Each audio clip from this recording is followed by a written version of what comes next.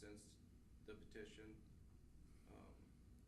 And I just went with what my attorney had advised me with him and Luke Guthrie. So. But her name's not on the list? She said she'd sign it, but you never did get her signature? I had to have it in by that Friday, and I talked to her on a Thursday night, and so it was not on there, no, but I did talk to her. Okay. Was there a reason you didn't talk to the Goins? I just assumed they weren't gonna sign because we've had some issues in the past. What issues did you have you come across with? Was it dealing with this business?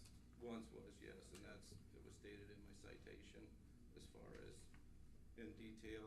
I was boiling some skulls and there was an odor. It was addressed. I promptly removed everything, cleaned it up, and do not do that there anymore. I do it out in the country at a buddy's house, so.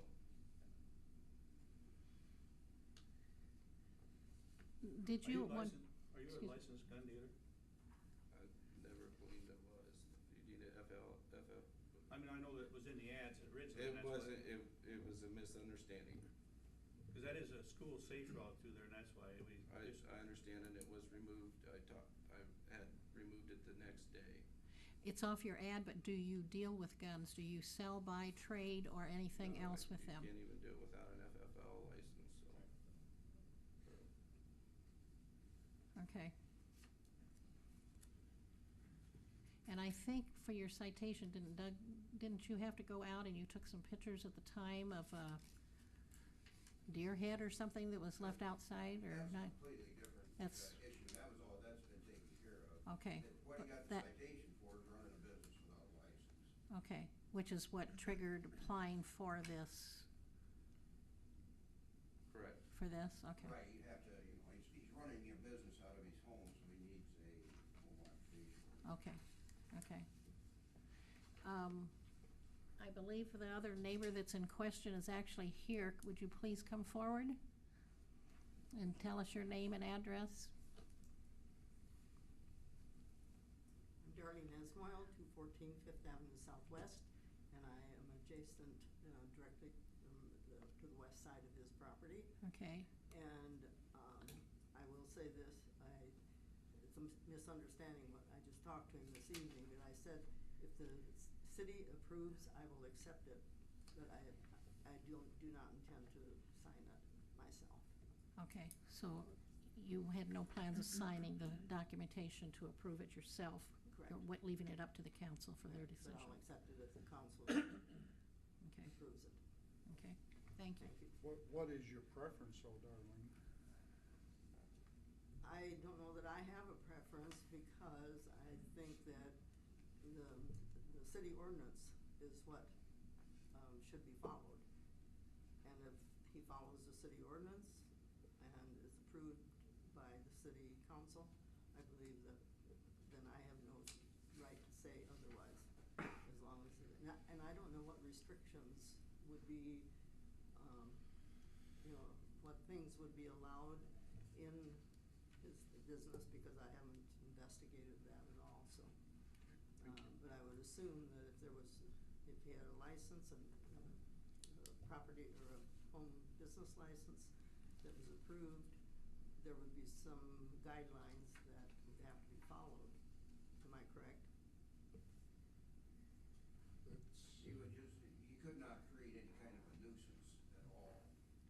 And that's basically why you get these permits, so that you know what's going on, and if there's any nuisances at all, like going back to like he was doing before, which, boiling or doing that type of thing, there's noise, anything that would be associated with that type of thing. Okay, So was the boiling, the cleaning the skulls, was that the only time there was ever an odor? It was terrible. But that was the only time? Yes. And has it happened since then? No, Okay. no. But I did not know what was causing it. I thought that it was a natural gas leak or something. It was so nauseating to be out in the yard, and I actually could not work out there.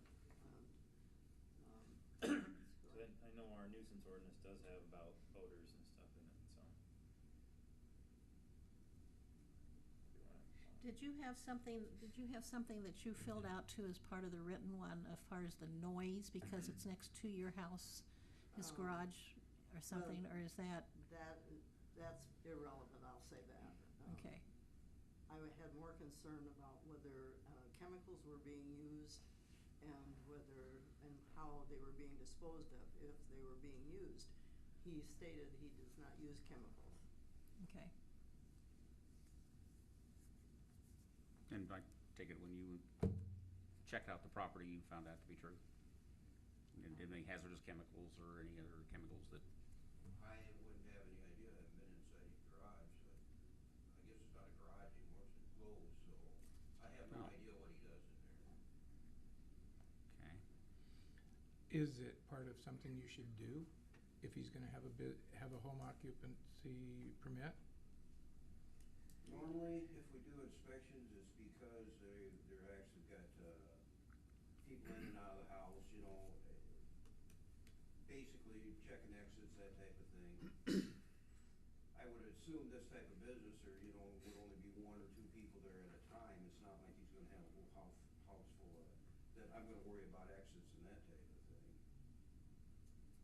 Well, I was I mean, concerned. if instructed so, I can certainly, I mean, you would have to let me in so I could see, cause I mean, I don't know anything about the taxidermy business, so I don't know what they actually do.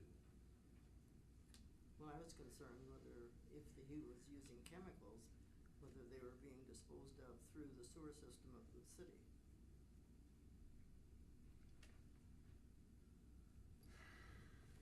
Have you requested to visually see the inside of the business for any reason when you had the other thing with the citation?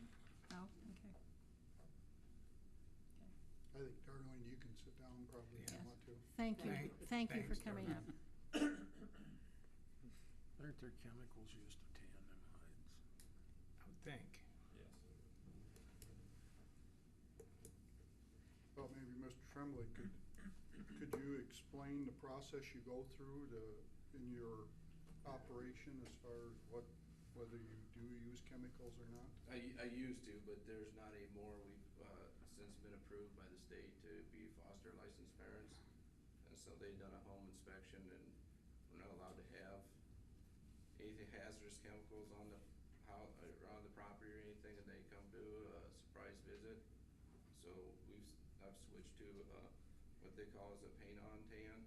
It comes in a jug, and it's got everything mixed in it. It's an oil. You rub it on the hide, and it basically dries and evaporates through the process. You stretch, and other than that, you know, most other hides, as far as mounting purposes, you can use that same step to mount a deer cape or any other animal.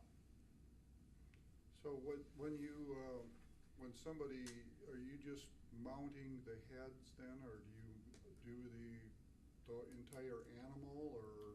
It just depends, whatever, from life-size animals to, you know, shoulder mounts or whatever. So if I brought my dog in, you know, I know people that have done this, I've never personally done But- nobody's pet, but, Yeah. you know, I mean, what would you'd have to take probably the insides out? What would Correct. you do to dispose of all of the waste material then? The Amish, are good friends of mine, David Raber. I take stuff out to him because he's a fur shed, and then he just disposes of it with his stuff. Okay.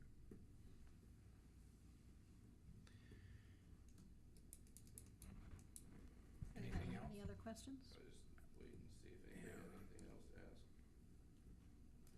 I guess I think we should, well, evidently not. I just have one question for Doug. Do we have any other taxidermist permits in town? Not that I know of, I don't even know if anybody, cause nobody advertises, so I suppose there are people that do taxidermy, I don't know, I really don't know, Bob, Okay. if there's anybody in town that does or doesn't.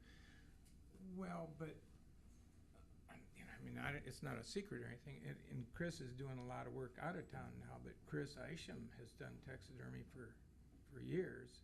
I don't Does know he if not that's have right. to have a permit? The last I knew, he was out out west. I know he's, somebody yeah, out he's there. doing, and maybe Chris isn't doing anymore in town, but I thought he was, but for all these years, he hasn't had to have a permit? Like I say, if they don't advertise, I don't know that I can't go just knock on the door and, you know, when you start advertising, that's where we come up with the list to go and find out what's going on. My concern is he's been in business, everybody knows, you know, it's no secret. You know, everybody knows where to go, so it's not like he has to advertise. How do you store the waste until you can take it up to the Amish? I mean, what? A freezer. In your freezer, so Yeah. there's nothing outdoors that's gonna start rotting and smelling or anything? Right. Okay. When you clean like the bones and stuff you use for it, you just how? I know some people that will just let them out, let the animals eat at them or clean them up or That was the issue, was boiling, Mhm. and so I moved that out to the country. That's the only thing you do within Yeah, the only,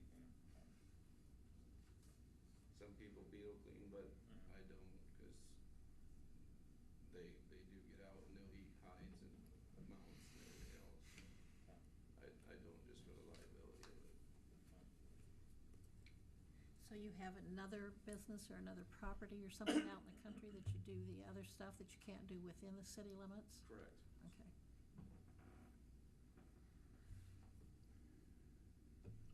Any other questions? So from